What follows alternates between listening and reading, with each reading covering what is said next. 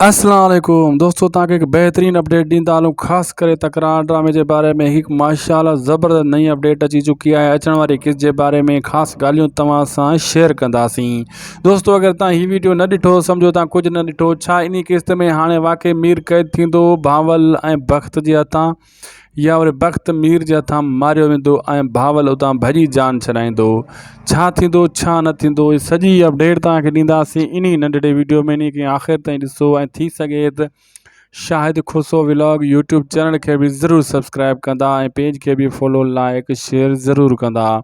दोस्तों, मैं तव्हांखे ॿुधाईंदो हलां, अचण वारी किस्त में ॾिसंदो त मीर जेको आहे उहो अञा दगन पंधनि में आहे, घुमंदो थो वते, ज़ख़्मी आहे। ऐं तव्हां इहो ॾिठो पोइ किस्त में त भावल ऐं जेको आहे बख़्त उन खे ॻोल्हण लाइ निकिरी विया हुया, ॻोल्हींदा पिया वतन। इहो मां तव्हांखे टे यको ॿुधाईंदो थो अचां त इहे ईअं कंदा।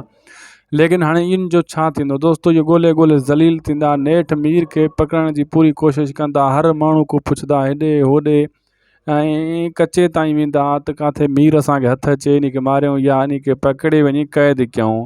ऐं मीर भी वॾो पाण खे लवाईंदो, हेॾे होॾे बचाईंदो। थी सघे थो दोस्तों, मां तव्हांखे ॿुधाईंदो हलां त मीर भावल ऐं बख़्त जे हथ चढ़ी वञे ऐं क़ैद कयो वञे।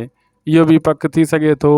ऐं ईअं भी थी सघे थो इन्हनि मौक़ो ज़ख़्मी थिए ऐं मीर खे उतां निकिरण जो मौक़ो मिली वञे।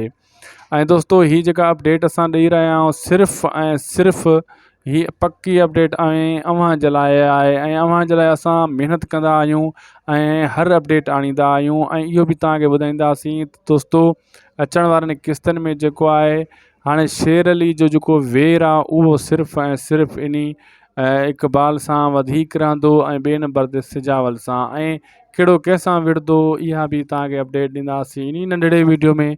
इन खे तव्हां इन नंढड़े वीडियो खे तव्हां ॾिठो, हाणे असांखे ॾींदा इजाज़त, मिलंदासीं नेक्स्ट वीडियो में। ख़ुदा हाफ़िज़।